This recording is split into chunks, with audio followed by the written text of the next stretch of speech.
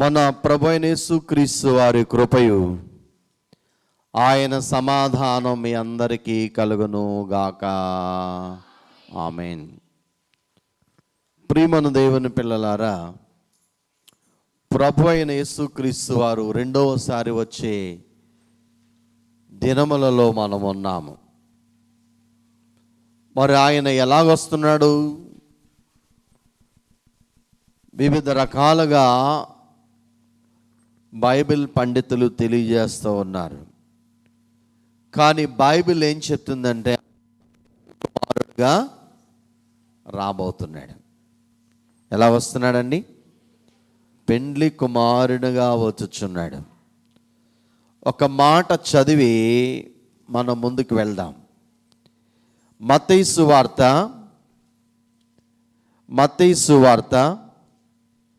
25వ అధ్యాయం 6వ వచనం. అర్ధరాత్రి వేళ ఇదిగో పెండ్లి కుమారుడు అతన్ని ఎదుర్కొన్న రండి అను కేక వినబడను. 10వ వచనం.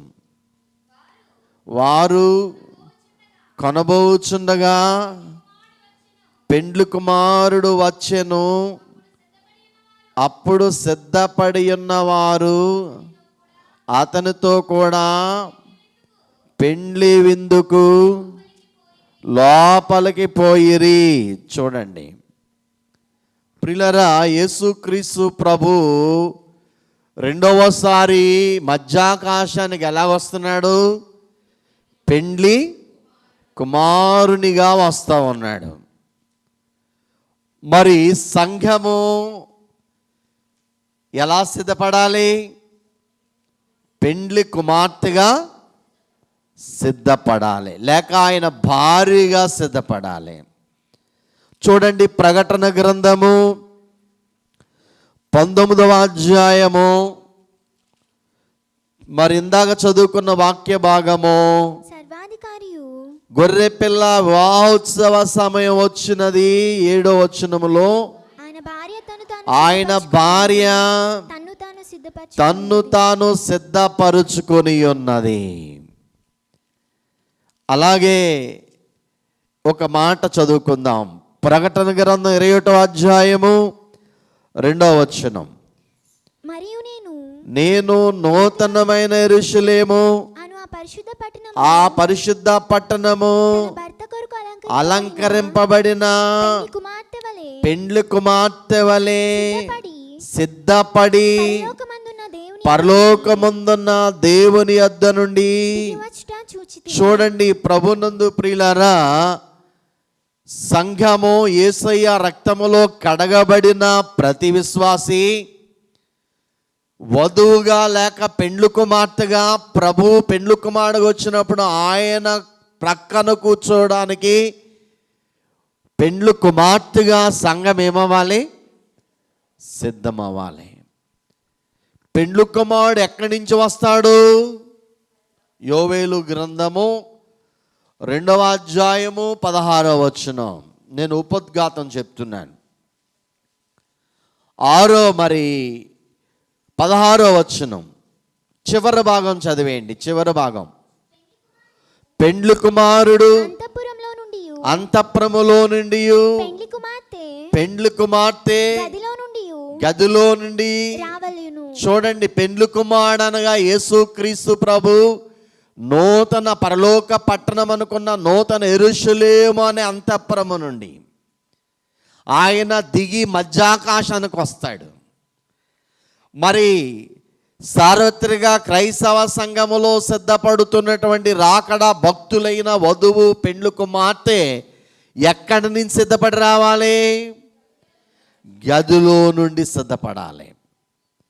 ఈ గది అనే అనుభవం బైబిల్ మిషన్ వారు ఎక్కువగా సన్నిధి గది అనే అనుభవం. సరే ప్రియులారా, ఈ రోజున అంశం ఏంటంటే పెండ్లి కుమార్తె సిద్ధపాటు.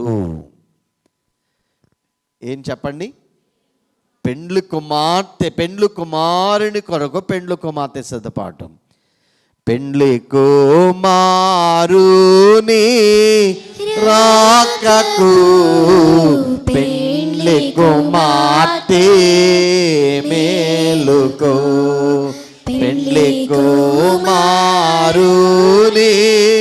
రాకకు, పెండ్లి కుమార్తె మేలుకో, పెండ్లి పిలుపు నందుకో, పెండ్లి విందుల చేరుకో, పెండ్లి పిలుపు నందుకో, పెండ్లి విందుల చేరుకో, పెండ్లి కుమారుండగు శ్రీ యేసుని మది దాల్చుకో, పెండ్లి కుమారుండగు శ్రీ యేసుని మది దాల్చుకో, పెండ్లి కుమారుని రాకకు, పెండ్లి కుమార్తె మేలుకో. కాబట్టి ప్రభునందు ప్రియమైన దేవుని పిల్లలారా, పెండ్లి కుమారుడుగా వచ్చే ఆయన రాక కొరకు సంఘము పెండ్లి కుమార్తెగా సిద్ధపరచాలి. మరి ఎవరు సిద్ధపరుస్తున్నారు నిన్ను నన్ను? ఎస్తేరును హేగే అనేటువంటి షండు సిద్ధపరిచిన రీతిగా నేడు సంఘ వధువుగా పరిశుద్ధాత్మ తండ్రి సిద్ధపరుస్తూ ఉన్నాడు. ఈ పెండ్లి కుమార్తెను సిద్ధపరిచేటువంటి విధానం ఆయా దేశ సాంప్రదాయాల్లోనూ యూదుల యొక్క ఆచార పద్ధతుల్లోనూ ఒక పెండ్లి కుమార్తెను పెండ్లి కుమారుని కొరకు పెండ్లి కొరకు సిద్ధపరిచే విధానం 4 ప్రాసెస్లు ఉన్నాయండి. ఎన్ని పద్ధతులు, ఎన్ని విధాలుగా సిద్ధపరుస్తారంటే 4 విధానాలు. మొదటిది పెండ్లి కుమార్తె పెండ్లి కొరకు సిద్ధపాటులో మొదట పెండ్లి కుమార్తెకు నలుగు పెడతారండి. ఏం పెడతారమ్మా? నలుగు. నలుగంటే తెలుసా మీకు? ఎస్తేరుకు అలాగే పెండ్లి రూపు రావడానికి వివిధమైన సుగంధ సంబంధమైన పదార్థాలని నూనెలో మిక్స్ చేసి వారి యొక్క అమ్మాయి యొక్క దేహాన్ని శుభ్రంగా రుద్ది తేజో కాంతివంతమైన దేహముగా సిద్ధపరుస్తారండి. ప్రకాశవంతమైన తేజస్సుగా సిద్ధపరుస్తారు. అందుకు ఏం కావాలి? నలుగు కావాలి. ఏం పెట్టాలమ్మా? నలుగు. ప్రియులారా, ఎస్తేరు అలాగే 12 నెలలు సిద్ధపడింది.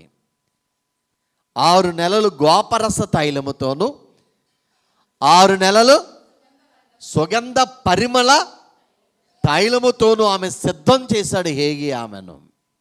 ప్రియులారా గమనించండి. మరి బైబిల్ భాషలో నీకు నలుగు సుగంధ సంబంధమైన వాటితో కాదు, కానీ నలుగు అనగానే ఆధ్యాత్మికంగా బైబిల్ మనకి చెప్పేది ఏంటంటే రాపిడి అంటే శ్రమకు గుర్తుగా ఉన్నది. దేని గుర్తుగా ఉంది? రెండవ రాకడకు సిద్ధపడే ప్రతి వ్యక్తి కూడా క్రీస్తునందు శ్రమానుభవం గుండా వెళ్ళాలి. దేని గుండా వెళ్ళాలి? శ్రమల గుండా వెళ్ళాలి. ప్రియులారా, కొన్ని విషయాలు మీతో చెప్తాను. శ్రమలు అపకారమా ఉపకారమా? భక్తుడు దైవజనుడు ఆత్మీయ తండ్రి గారు అన్నారు, శ్రమలు ఉపకారం క్రైస్తవునికి. శ్రమలు ఉపకారం, శ్రమలాత్మకు శృంగారం. శ్రమలు ఉపకారం,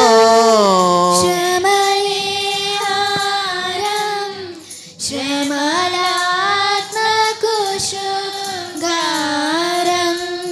శ్రమల వల్లనే సకల స్వనీతి సమసిపోవునుగానా.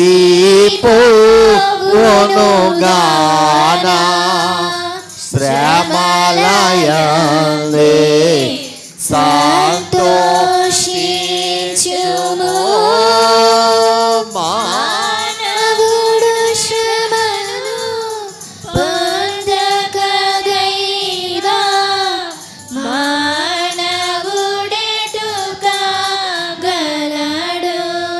కాబట్టి శ్రమలు అనేటువంటి కొలిములోనికి నువ్వు వెళ్ళాలి. తండ్రి గారు అన్నారు, నేను ఈ కొలిమి ఖాళీ చేసి వెళ్తున్నాను అనగా శ్రమలను ఖాళీ చేసి వెళ్ళిపోతున్నాను. శ్రమల నుండి కలిమి కావాలనుకున్నాను. ఎక్కడికి రావాలి? కొలిమికి రావాలి. బంగారము అగ్నిలో పుటం వేయబడకపోతే మేలిమి బంగారముగా తయారవద్దు. మన విశ్వాసము బంగారంతో పోల్చబడింది గనుక ఆ దైవ కళ నీకు రావాలి, ఆ ప్రభు రూపము నీకు రావాలంటే నీకు నలుగు అనే శ్రమలు కావాలి. ఈ శ్రమలలో శారీరకంగా మానసికంగా అన్ని విధాలుగా నువ్వు శ్రమ పడినప్పుడు నీ ఆత్మ క్రీస్తు పోలుకులోనికి మార్చబడుతుంది. అందుకే ఎలా శ్రమ పడాలి మనం ఇద్దరు వ్యక్తులు మీతో చెప్తాను. యాకోబు పత్రిక 5వ అధ్యాయం 11వ వచనం.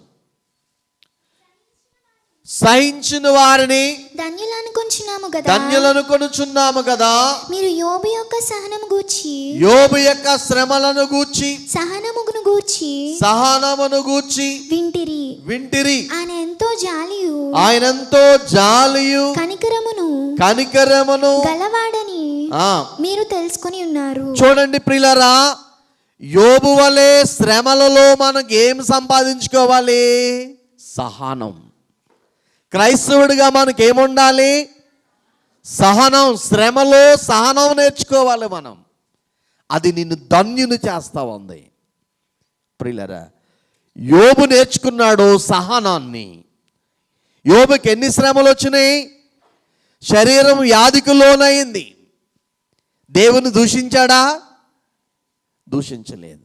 ఆస్తి పోయింది, పనివారిపోయారు, 10 మంది కుమారులు యవ్వన బిడ్డలు ఒక్కసారే చనిపోయారు, మిత్రులు శత్రువులయ్యారు, భార్య కూడా శత్రువు అయిపోయింది, ఆస్తి అంతా పోయింది, ఒంటరిగా మిగిలాడు. ఇన్ని శ్రమల కొలిములో నలగొట్టబడిన యోబు దేవుణ్ణి దూషించలేదు, సహనముతో దేవుని స్తుతించాడు. దేవుని స్తోత్రం. కాబట్టి వధువుగా నువ్వు సిద్ధపడాలనంటే శ్రమల కొలిములోకి వెళ్ళాలి. కొలిములో నువ్వు సహనం నేర్చుకోవాలి యోబులాగా. ప్రియులారా, ఇది ఒక ఎగ్జాంపుల్. హెబ్రీయులకు రాసిన పత్రిక 5వ అధ్యాయం 8వ వచనం. ఆయన కుమారుడయుండియు అతడు పొందిన శ్రమల వలన విధేయత నేర్చుకున్నాడు. చూడండి, యేసు క్రీస్తు ప్రభు కల్వరి శిలువ శ్రమలను చూడండి. ఆయన వలె ఈ ప్రపంచంలో ఎవరు శ్రమలను అనుభవించలే. మీ శ్రమలు వచ్చినప్పుడు ప్రభు శ్రమలను చూడమన్నాడు తండ్రి గారు. కాబట్టి యేసుక్రీస్తు ప్రభు ఆయన 33.5 సంవత్సరాల యవ్వన కాలంలో భయంకర శ్రమలు, శారీరకంగా ఎంత హింసించారు అక్కడ ఉన్నటువంటి యూదులు, అన్యులనుకున్నటువంటి ఆ రోమియులు. ఆయనను నలగగొట్టారు, స్వరూపమైనను లేనివాడుగా ఆయనను చేశారు. కానీ ఆ శ్రమలలో ప్రభు ఏమి నేర్చుకున్నాడు? విధేయత నేర్చుకున్నాడు. యోబు సహనం నేర్చుకున్నాడు. తండ్రికి విధేయుడు. ఎన్ని శ్రమలు వచ్చినా ప్రభు తండ్రి చిత్తమే నెరవేర్చిన కొరకు లోబడ్డాడు. శ్రమలలో నువ్వు ప్రభుకు లోబడుతున్నావా? ఒకసారి ఆలోచన చేద్దాం. శ్రమల యందు రోమాపత్రిక 5వ అధ్యాయం 3వ వచనం. అమ్మా, అంతేకాదు శ్రమ ఓర్పును, ఓర్పు పరీక్షను, పరీక్ష నిరీక్షణను కలుగుచేయునని ఎరిగి శ్రమల యందు అతిశయపడాలమ్మా. మనం దేని యందు అతిశయపడతాం? అందంగా ఉంటే 10 సార్లు అద్దంలో చూసుకుని అతిశయపడతాం. ఆడపిల్లలు అలా చేస్తారు, మగవాళ్ళు కూడా కొంతమంది అలా చేస్తారు. అందంగా ఉన్నవాళ్ళు ఎన్నిసార్లు అద్దం చూస్తున్నారు రోజుకి? ఆడవాళ్ళు అమ్మా, ఆడపిల్లకి అద్దం అంటే ఏమ్మా మాట్లాడుతుంది యవనస్తులు. అద్దం అంటే చాలా ఇష్టం. చూసారా? కాబట్టి ప్రభునందు ప్రియమైన దేవుని పిల్లారా, క్రైస్తవుడుగా ప్రభు రాకడకు సిద్ధపడేవాడు శ్రమలలోనే అతిశయించాలి. కొంతమంది కార్లను బట్టి, జ్ఞానాన్ని బట్టి, స్టేటస్ను బట్టి, ధనాన్ని బట్టి, బాంగ్లాలను బట్టి, వారికి ఉన్నటువంటి అన్ని భూ సంబంధమైన గొప్పతనాన్ని బట్టి అతిశయపడతా ఉంటారు.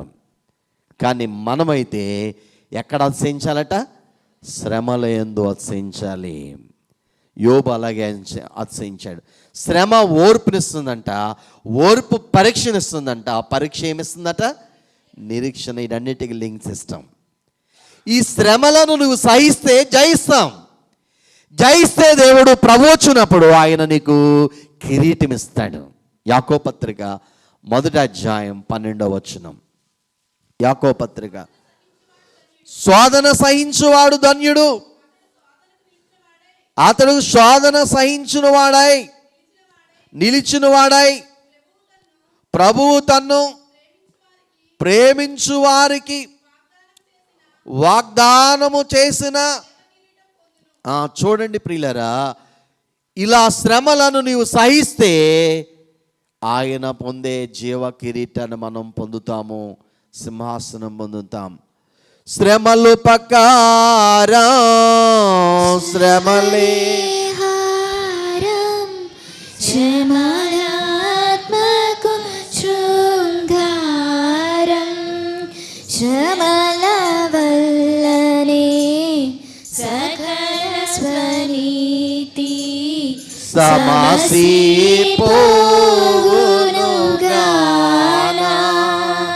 శ్రమలయందే సంతోషించుము. మానవుడు శ్రమను పొందకదైనా మానవుడెటు కాగలడు. కాబట్టి ప్రభునందు ప్రియులరా, శ్రమలను ఎప్పటి వరకు సహించాలి? ఎప్పటి వరకు సహించాలంటే బైబిల్ మత్తయి సువార్త 24వ అధ్యాయం 13వ వచనం చెప్తుంది. అంతవరకు సహించువాడే ఎవడో వాడే రక్షించబడేనండి. అంతవరకు సహించాలంటే నీవు పోయే వరకు, ప్రభువు నిన్ను పిలిచే వరకు, లేక ప్రభు వచ్చే వరకు. నీకెన్ని బాధలు వచ్చినా, వ్యాధులు వచ్చినా, ఎన్ని రకాల ఇబ్బందుల్ని కలిగినా ఓర్చుకో ఓర్చుకో ఓర్చుకో, సహించు సహించు సహించాలి. అంతవరకు కడవరకు నువ్వు సహించితేనట అప్పుడు మనం ఏమవుతాం? రక్షించాలి. లేకపోతే నేను బాప్తిజం పొందేశాను పాస్టర్ గారు, రక్షించబడ్డాను కదా అనుకోకండి. రక్షింపబడుతూ ఉన్నాం మనం. ప్రియులారా గమనించండి. కాబట్టి కొంతమంది శ్రమలను చూచి ఆత్మహత్యలు చేసుకుంటారు, కొంతమంది హింసించుకుంటారు రకరకాలుగా. ఎన్ని శ్రమలు వచ్చినా అంతవరకు, ప్రభు పిలిచే వరకు, ఆయన వచ్చే వరకు మనం సహిస్తూనే అప్పుడు ఈ రక్షణ సంపూర్ణ ఫుల్ఫిల్ అవుతుంది నీ జీవితంలో.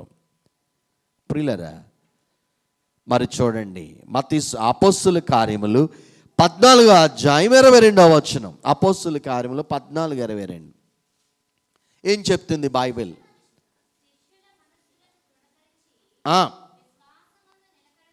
విశ్వాసమందు నిలకడగా ఉండవలెనని అనేక శ్రమలు అనుభవించి మనము దేవుని రాజ్యములో.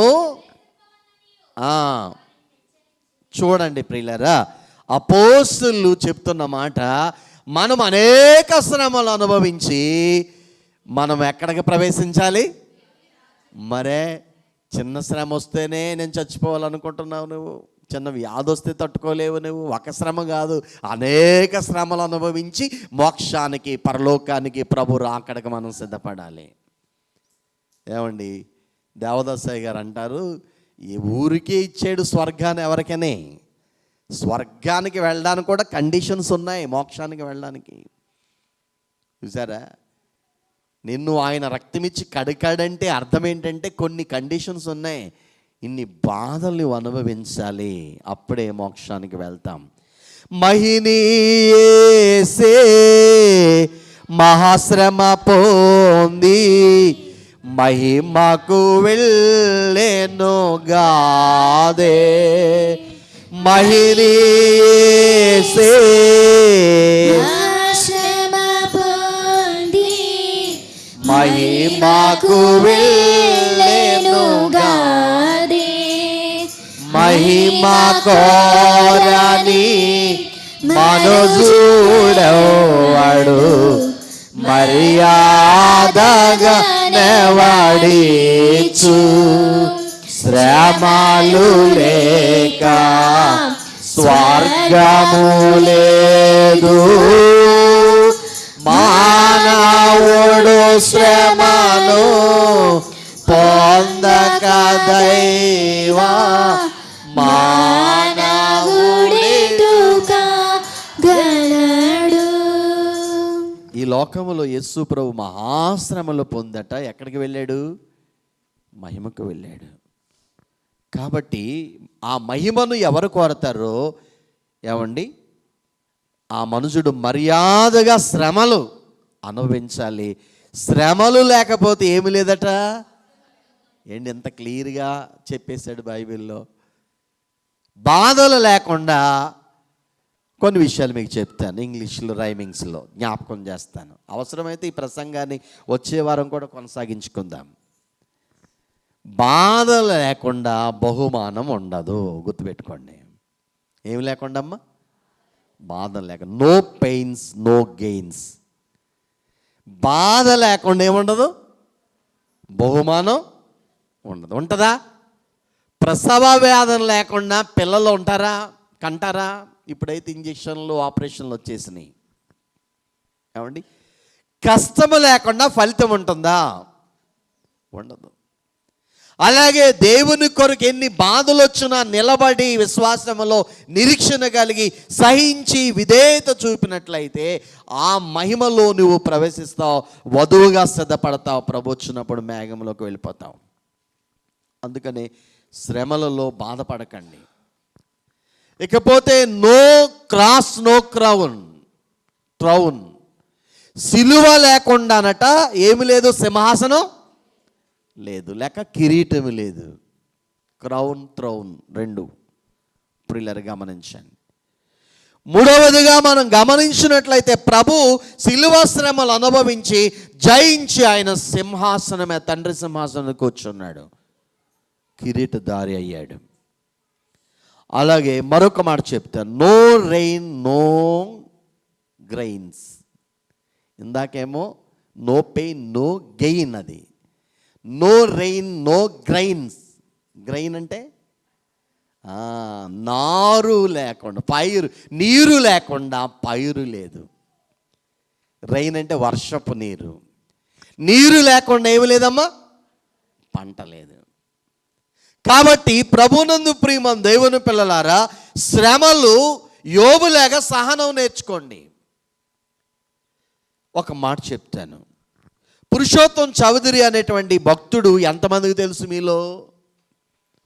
ఆంధ్ర క్రైస్తవ కీర్తనలు ఎక్కువ పాటలు ఆయన రాశారు. ఆయన ఒక బ్రాహ్మణ్ కులము నుండి ప్రభువులోనికి వచ్చాడండి. చాలా గొప్ప దైవజనుడు, గొప్ప పండితుడు, గొప్ప పాటలు రాశాడు ఆయన, గొప్ప సువార్తికుడు కూడా. ఆయన పర్లాకిమిడి అనేటువంటి వరుస రాష్ట్రంలో పర్లాకిమిడి అనేటువంటి ప్రాంతానికి చెందినటువంటి ఆయన ఒక నిష్ట కలిగిన బ్రాహ్మణ కుటుంబం నుంచి ఆయన ప్రభువుని నమ్మాడు. ఆయనట శ్రమలలో ఎలా ఓర్చుకోవాలో, సహనం ఎలా తెలుసు నేర్చుకోవాలని చెప్పట ఒక కొండ ప్రాంతానికి వెళ్ళి, ఏమండి, వస్త్రాన్ని తీసేసి బెల్లం పానకం తీసుకెళ్ళి బాడీ అంతా రాసుకొని అలా కొండకి చేరబడేవారట. ప్రియులారా, కొంతసేపటికి ఎర్ర చీమలు కండ్ల చీమలన్నీ దేహాన్ని పట్టేసేవట. ఇవి కరుస్తూ ఉంటే కుడుతూ ఉంటే సహించుకునేవాడట. అలా సహనాన్ని నేర్చుకున్నాడట. బంధువుల యొక్క దోషణలు, నిందలు, అవమానాలు ఇవన్నీ తట్టుకున్నాడు ఆయన ప్రభు కొరకు. చాలా శ్రమలు అనుభవించాడు ఆయన కూడా. కాబట్టి ప్రభునందు ప్రియమైన దేవుని పిల్లారా, శ్రమలలో మనం ఏమి నేర్చుకోవాలి? సహనము, ప్రభువులేగా విధేయత నేర్చుకోవాలి. అప్పుడే పెండ్లు కుమార్తెగా మనం ఏమవుతాం? సిద్ధపడతాం. శృంగారమైన మన ఆత్మ ఆ మంచి అనుభవానికి వస్తుంది. కాలకుండానే మేలిమియగునే కనకము కొలిమియందు కాలిన మాసు రాలిపోను కలుగును విలువగు కాంతి అలాగుననే ఈ లోకమునా మానవుడు శ్రమను పొందక దైవ మానవుడెటు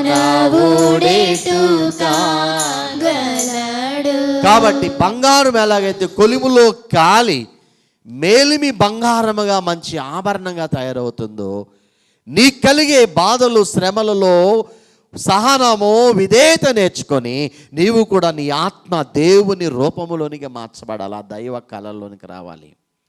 అప్పుడే నువ్వు వధువుగా సిద్ధపడతావు, లేదంటే లేదు. ఇది మొదటిది. ప్రియులారా, రెండవదిగా స్నానము. వధువుగా సిద్ధపడడానికి నలుగు పెట్టిన తర్వాత ఏం చేస్తారు అమ్మా? స్నానం ఆచరిస్తారు, స్నానం చేయిస్తారు. ప్రియులారా, స్నానం అనగానే శుద్ధికి గుర్తుగా ఉన్నది. దేనికమ్మా? పరిశుద్ధత, పవిత్రపరచుట అనే మాట మనం చూస్తాం. స్నానం బైబిల్లో 4 రకములైన 7 స్నానాలు ఉన్నాయి. నేను 4 మీతో చెప్తాను ఈరోజు. మనము కడగబడాలి. స్నానం అంటే అర్థం ఏంటి? కడగబడుట, కడగబడాలి. ఇప్పుడు నలుగు పెట్టబడినటువంటి ఈ వధువు లేక ఈ కన్యక శుద్ధి చేయబడాలంటే స్నానం గావించబడాలి. స్నానం లేకుండా ఏముండదు? ఆ దేహంలో ఉన్న మలినము పోదు, అపవిత్రత పోదు. లేకపోతే ఆ దేహం మీద ఉన్నటువంటి ఆ యొక్క వాటన్నిటిని పోగొట్టుకోవడానికి మనము శుద్ధి చేయబడాలి. మొదటి శుద్ధీకరణ మొదటి యోహాను పత్రిక 1వ అధ్యాయం 7వ వచనం. మొదటి యోహాను పత్రిక 1వ అధ్యాయం 7వ వచనం. ఇక్కడ ఆపేసుకుందాం ప్రసంగం అమ్మా. అయితే ఆయన వెలుగులో ఉన్న ప్రకారము మనమును వెలుగులో నడిచిన యెడల మనము అన్యోన్య సహవాసం గలవారమై యుందుము. అప్పుడు ఆయన కుమారుడైన యేసు రక్తము ప్రతి పాపము నుండి మనలను పవిత్రులుగా చేయును. చూడండి ప్రియులారా, మొదట ప్రాసెస్ ఏంటంటే యేసయ్య రక్తములో పూర్తిగా మనం కడగబడాలి, శుద్ధి చేయబడాలి. ఏమండి, మానవుడు తలంపుల ద్వారా అపవిత్రమైపోతూ ఉంటాడు, చూపుల ద్వారా అపవిత్రమైపోతూ ఉంటాడు, మాటల ద్వారా అపవిత్రమైపోతూ ఉంటాడు, వినికిడి ద్వారా అపవిత్రమైపోతూ ఉంటాడు. చూసారా? ఈ స్పర్శ ద్వారా అపవిత్రమైపోతూ ఉంటాడు. ఇవన్నీ మన యొక్క శరీరాత్మలను హృదయములోనికి వెళ్ళి అంతటిని కలుషితం చేసేస్తాయి. అన్ని ద్వారాలు అన్నమాట. ఈ ద్వారాల నుండి ఈ పాపం బయట నుంచి లోపలికి వెళ్తుంది. టాప్ టు బాటం శరీర ఆత్మ ప్రాణాలు మానవుడు ఏమవ్వాలి? శుద్ధి చేయబడాలి. ఎలా ఉండాలమ్మా? శుద్ధి. ప్రతి పాపము నుండి మనకు శుద్ధి కావాలంటే ఎక్కడికి రావాలి? మనం యేసుక్రీస్తు కల్వరి రక్తములోని దగ్గరికి రావాలి. ఆయోట మోన్గే ఆయు ఆశుద్ధుడాయిరు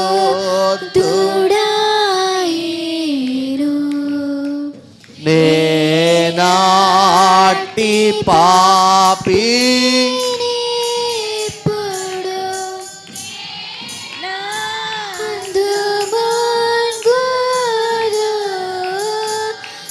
యేసుండు నాకు మారుగా ఆశీర్వజావగా శ్రీ యేసు సురక్తమేప్పుడు స్రవించునాకుగా.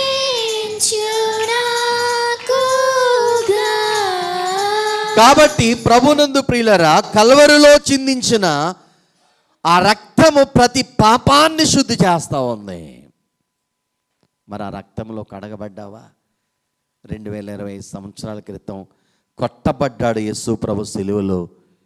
స్వరూపమైన సొగసైన లేదు, కాలువలుగా ఆయన రక్తాన్ని చిందించాడు. ఆ రక్తపు మడుగులు ఏకు తెలిసిన మనసాక్షి ఏ విషయంలో గద్దిస్తుందో ఆ ప్రతి బలహీనత నుండి ఆ రక్తములో కడగము. నావా నీ రక్తముతో నన్ను కడుగు అని అడగండి. ఇది మొదటి ప్రాసెస్. దీన్ని ఏమంటారంటే రక్తపు స్నానము. ఏ స్నానమమ్మా? యేసు రక్తపు స్నానం. రెండోది ఎఫెసీయులకు రాసిన పత్రిక 5వ అధ్యాయం 25 నుంచి చదువుదాం. పురుషులారా, మీరును మీ భార్యలను ప్రేమించుడి. అటువలే క్రీస్తు కూడా సంఘమును ప్రేమించి అది కలంకమైనను ముడతైనను అట్టిది మరి ఏదైనను లేక పరిశుద్ధమైనది గాను నిర్దోషమైనది గాను మహిమగల సంఘముగా ఆయన తన ఎదుట దానిని నిలబెట్టుకొనుటకు వాక్యముతో ఉదక స్నానము చేత దానిని పవిత్రపరచెను. రెండవ స్నానం ఉదక స్నానం. ఏంటి ఉదక స్నానం? ఉదకం అంటే నీరు. ఈ నీరు కాదండి, బాప్తిస్మం అనే స్నానం తీసుకున్న వారికి చెప్తున్నా. అది నీటి స్నానం. 7 స్నానాల్లో నేను అంత దూరం వెళ్ళట్లేదు, 4 చెప్తున్నాను. ఈ అండర్ ప్రాసెస్ వాక్యం అనే నీటి స్నానం. ఇది వాక్యములో కడగబడాల మనం. వాక్యములో దేవుడంట, ప్రభుంట ఆయన ఎదుట నిన్ను నిలబెట్టుకోవడానికి, పెండ్లు కుమార్తెగా నిన్ను సిద్ధపరచుకోవడానికి కలంకమైనను ముడతైనను మచ్చైనను అట్టిది మరేదైనా లేకుండా నిర్దోషమైందిగా నిష్కలంకమైందిగా తన ఎదుట నిలబెట్టుకోవడానికి నిన్ను తన వాక్యము చేత పవిత్రపరచాడట. వాక్యము చేత. అందుకనే చర్చికి రావాలి, అందుకనే బైబిల్ చదవాలి, అందుకని వాక్యం వినాలి, అందుకని వాక్యాన్ని గాయకొనాలి. కాబట్టి వాక్యం అనే నీటి చేత నువ్వు శుద్ధి చేయబడదు. వాక్యం శుద్ధి చేస్తూ ఉంది మనిషిని, ప్రతి పాపాన్ని ఖండిస్తుంది. మన హృదయంలో వాక్యం ఉండాలి, తలంపులో వాక్యం ఉండాలి, మన క్రియలలో వాక్యం ఉన్నప్పుడు ప్రతి పాపము మనలోనికి రాకుండా అది అడ్డుకుంటూ ఉంది. అందుకనే అది సర్వాంగ కవచం. ప్రియులారా, వాక్యం అనే ఖడ్గం. యేసు క్రీస్తు యొక్క వాక్యము నిన్ను శుద్ధి చేస్తూ ఉంది. దావీదు అంటాడు 119వ దావీదు కీర్తన 11వ చరణం అనుకుంటాను లెక్క, నీ ఎదుట నేను పాపము చేయకుండానట్లు నా హృదయంలోని వాక్యం ఉంచుకొని ఉన్నాను. చూడండి ప్రియులారా, దేవుని వాక్యమునట ఎక్కడ ఉంచుకోవాలి? అక్కడ ఇంకో చాట అంటాడు, నీ వాక్యము చేత యవనస్తులు తమ నడతను శుద్ధి చేసుకుంటారనే మాట. ఎన్నో వచ్చును? 9వ వచనం. యవనస్తులు దేని చేత తమ నడత శుద్ధిపరచుకొందురు? నీ వాక్యమును బట్టి దానిని జాగ్రత్తగా చూచుకొనుట చేతనే కదా. చూడండి, వాక్యము ద్వారా మనమేమో మళ్ళీ చెప్పాలి, శుద్ధి చేయబడాలి. కలంకము లేకుండా, మచ్చ ముడత మరేది లేకుండా ప్రభు ఎదుట మనం నిలబడాలంటే రాకడలో ఆ వధువుగా వాక్యము కావాలి. నీకు వాక్యం అనే నీరు కావాలి. ఈ నీరు నీ మలినాన్ని శుద్ధి చేస్తూ ఉంది. ఈ వాక్యము హృదయములోనికి వెళ్ళి కీళ్లను, ఎముకలను, మూలుగులను సైతం ఏం చేస్తుంది?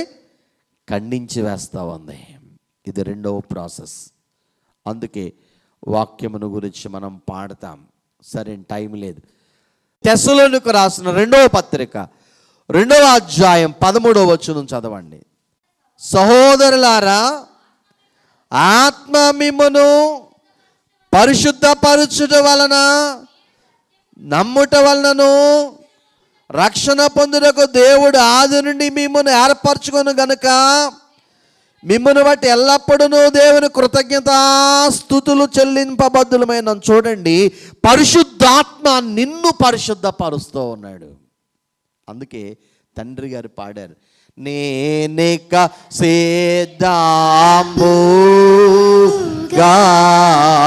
లేనని తెలిసినది నీరుకు గానం పరిశుద్ధాత్మయే నన్ను గానం పరిశుద్ధాత్మయే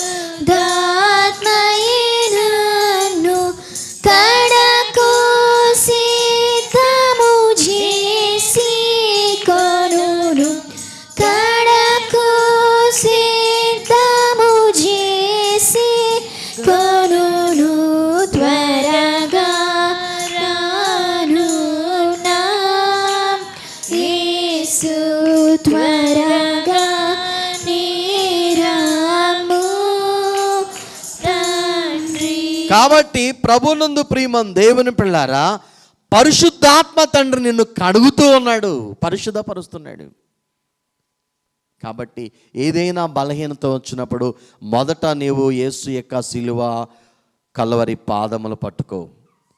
రెండవది యేసు యొక్క వాక్యమును పట్టుకో. మూడవది ఆత్మదేవా నన్ను నువ్వేం చేయాలి? శుద్ధి చేయమని అడుగు.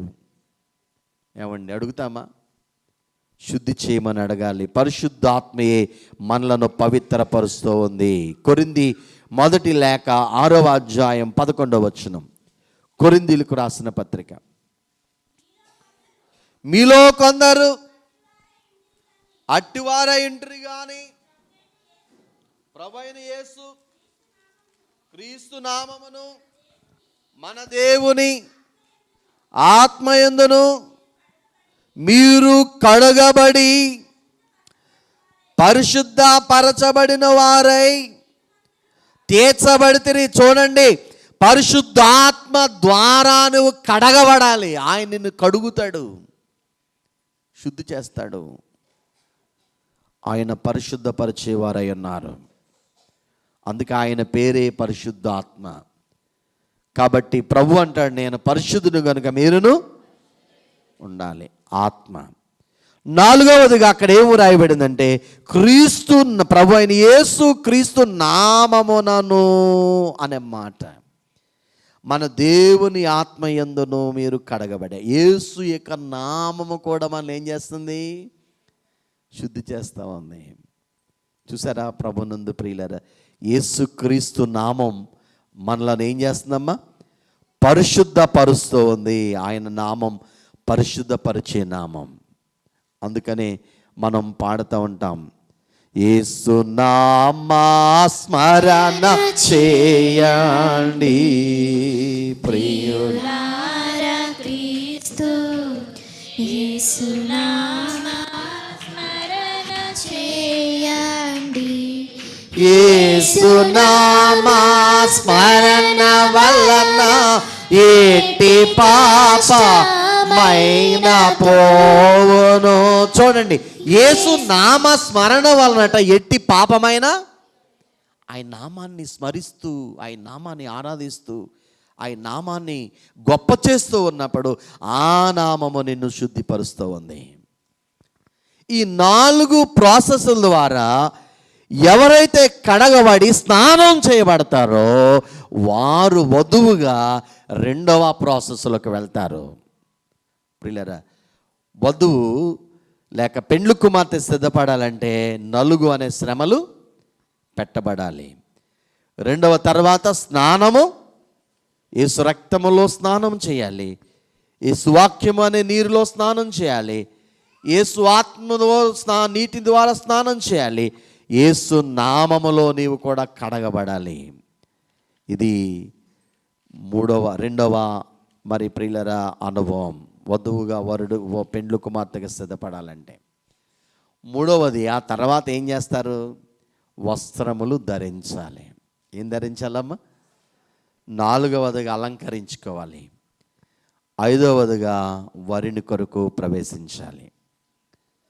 ఆ విధంగా పెండ్లు కుమార్తె వలె సిద్ధపడి ప్రభు రాకడకి మేఘమెక్కే కృపా భాగ్యము పరిశుద్ధాత్మ తండ్రి మిమ్మల్ని అందరినీ పెండ్లు కుమార్తెలుగా సిద్ధపరిచి ఆయన రాకడలో ఆకర్షించుకొని యుగగల ఆయనతుండే భాగ్యము త్రియేక దేవుడు మీకెల్లరికూ ప్రసాదించును గాక. ఆమేన్.